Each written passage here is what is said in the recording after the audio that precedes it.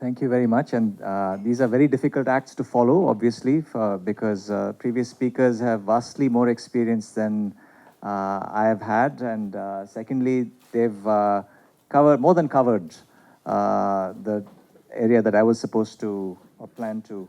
I can do that. But in any case, I'll try to go fast through these slides just to kind of quickly explain to you what my idea of this institutional history looks like.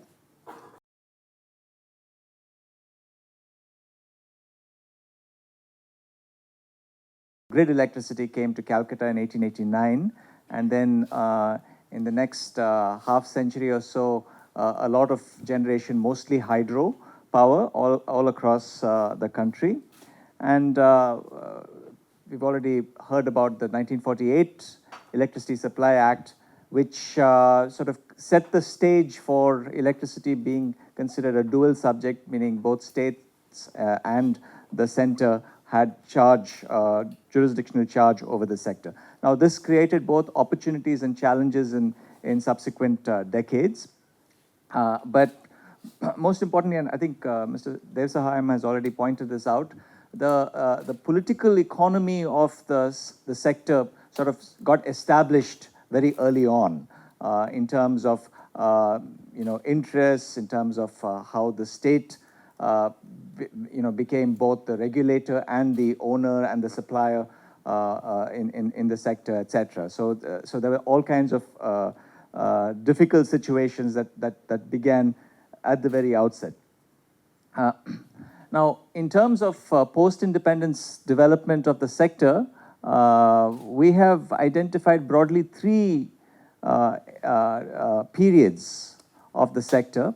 Navroz Dubash and I worked on this many years ago, and then since then we've sort of had conversations about this. But pretty much we agree on this kind of periodization. Between 1948 and 1994, you had basically a vertically integrated structure, largely a vertically integrated structure, and utilities, meaning generation, transmission and distribution, were in the hands of one supplier, mostly state utilities, the SEBs, and their financing was some sort of debt financing and recovery through tariffs, which by the second period had a legacy that I'll come to, having to do with the provision of free electricity, a series of other crises associated with that. But the second period is marked by, this period also pointed out by Mr. Devsahayam, the period of so-called reform, a World Bank-led reforms, where the idea was to, some new economic theories about electricity not necessarily being a natural monopoly were put forth. And the idea was that it's possible to unbundle the sector into generation, transmission, and distribution. And in so doing, you actually can create competition of various forms, competition on the generation side, but also some kind of performance metrics for discoms and so on, for the distribution side. So this was the grand theory that was espoused by the World Bank and applied in various developing countries throughout Asia and Latin America at the time. And it turns out there were different models applied in, say, Chile, Argentina, Indonesia, Malaysia, and India. And in India, Orissa and Haryana became the early adopters of this model, and with lots of challenges as a result.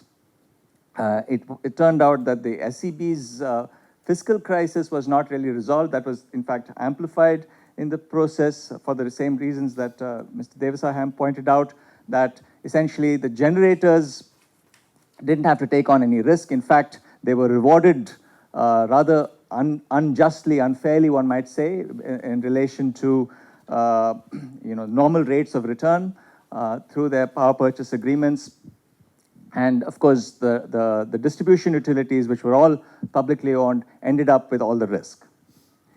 Post 2003, I mean, after the Electricity Act of 2003, you see the next period electricity, of the electricity sector in India. And here, again, Mr. Devasai very correctly pointed out that the challenges remained. I mean, there was nothing that really changed except in the kind of the structure of the industry. And as you'll see in some of these images that follow, sorry, I just wanted to, yeah. India's electricity generation expansion has been most dramatic post 2005. So you do see a growth of the sector. There's no doubt that generation went up in the post Electricity Act period, and you see this huge inflection, especially in coal, but a lot of it was because of the enormous overhang, the enormous incentives provided to independent power producers. Of course, there was also independently a renewables revolution that took place around the world, and particularly for solar, and because solar prices went down. And this was, arguably kind of pushed or promoted by Germany in particular through its energy transition. And Germany's Energiewende or energy transition is quite unique. It's very much a decentralized approach, rooftop solar, sort of producing the increased demand for solar and therefore bringing down prices around the world eventually. Now, in terms of energy access, as Mr. Kapoor has pointed out, we've really seen quite remarkable improvements, but yet our losses, which I don't know if you can see this, our losses are growing in not so much the commercial losses in terms of the loss of revenue for the utilities. Now, I want to sort of introduce a new element that has also been alluded to in the previous presentations, having to do with climate change and the sector's impact on climate change. It turns out that our emissions trajectories, and to the left, and different countries pointed to here, there's China, USA, European Union, Russia, Japan, India. And if you see, India's is the only major economy where emissions are growing much faster than anywhere else. Even China's emissions are starting to sort of taper off. And part of the reason for this acceleration in emissions has to do with the increased coal use in the power sector. Right? And so one might argue that we have a kind of a schizophrenic policies around energy and climate.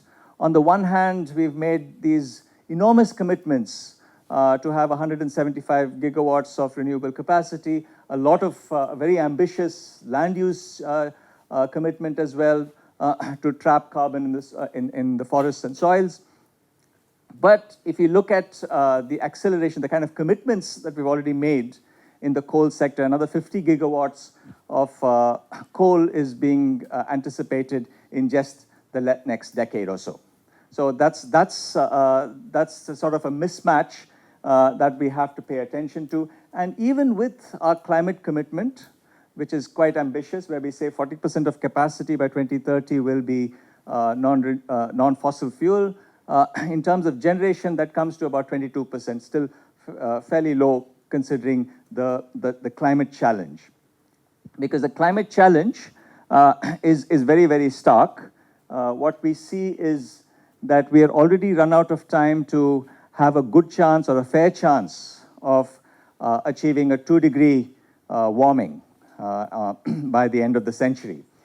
It turns out that we really need to follow this blue line. The blue line means that global emissions will have to peak or should have peaked by now and start reducing at about 2.5–3% annually, and beyond 2080 actually go into negative emissions, that we need about close to 5 to 10 gigatons of negative emissions each year. That means we should really be absorbing as a planet these negative emissions across all sectors. And the biggest challenge is really not in the electricity sector so much, but in transport and industry. It turns out that our demand for cement and iron and steel, particularly in India, is going to be a huge barrier, huge hurdle in trying to meet even our own projected climate targets.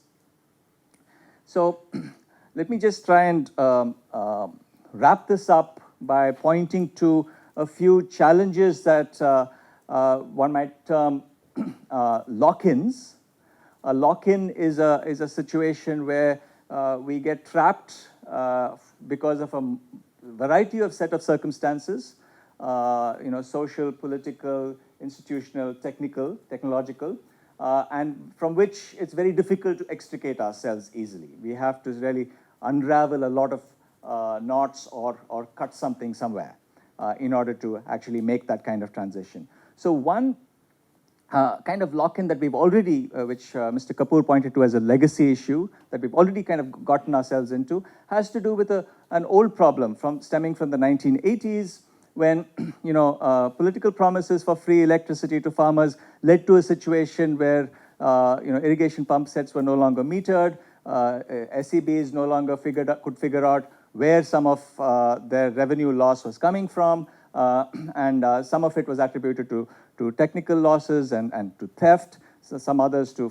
farming, because they didn't have adequate records, they couldn't actually keep track of those things. They didn't in turn get the subsidies that were required from the state governments to cover these losses. They started increasing their cross-subsidization efforts, which meant that consumers who actually were, in economic terms, the marginal cost of supply to them was low, were actually being charged the highest. So all these kinds of distortions entered the market, and we were politically, institutionally locked in to this system. Of course, one might argue that there were also technological lock-ins that resulted from this, not enough investment in infrastructure, not investment in our generation systems because of the loss of revenue, et cetera, et cetera. So a cascading set of effects that we didn't know how to get ourselves out of.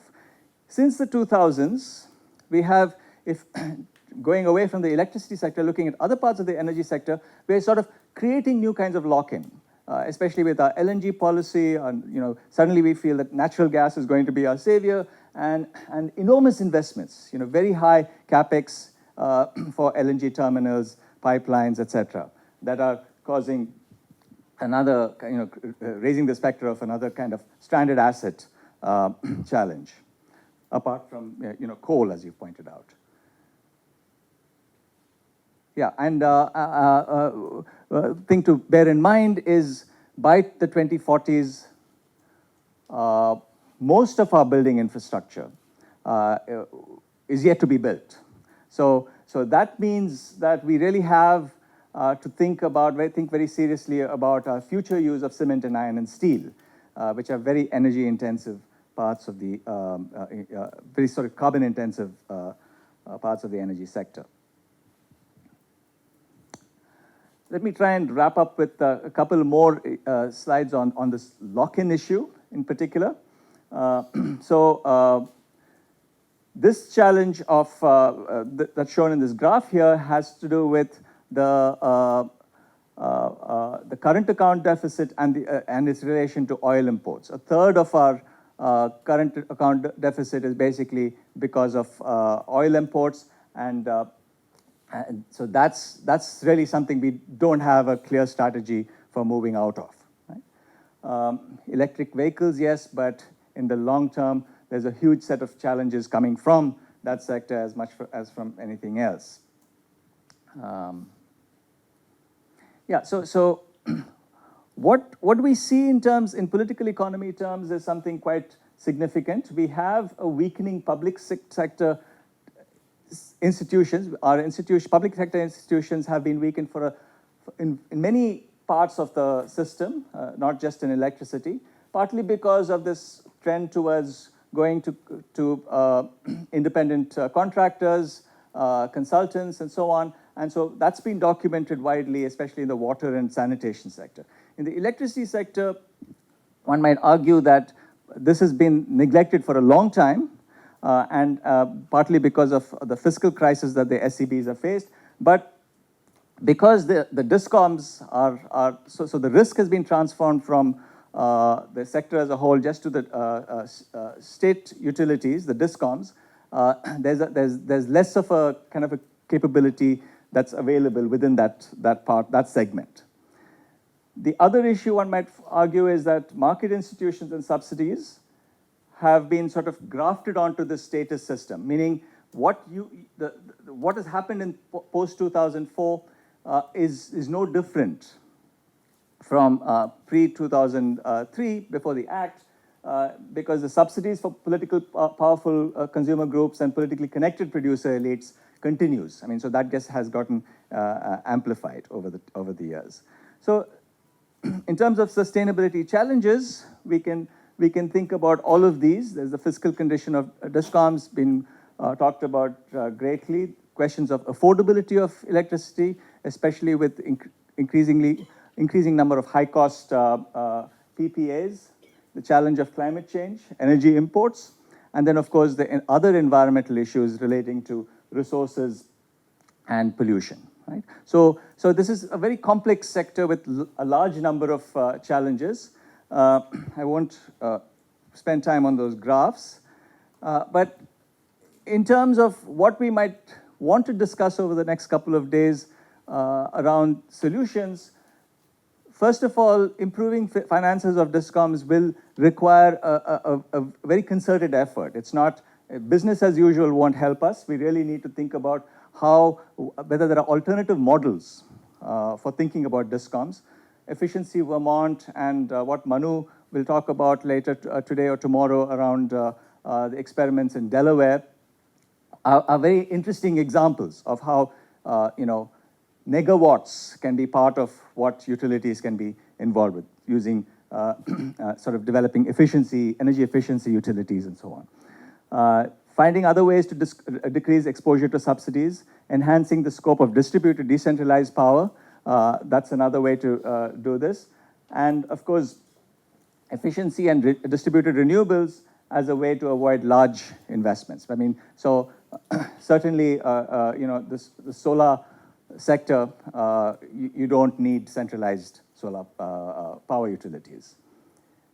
In terms of access and affordability and environmental management, bringing back some form of integrated resource planning in a new form, perhaps, which, something that needs a lot of discussion and debate, especially in a privatized sector. That's something that's very important to try and figure out. And other ways of thinking about reducing portfolio risk.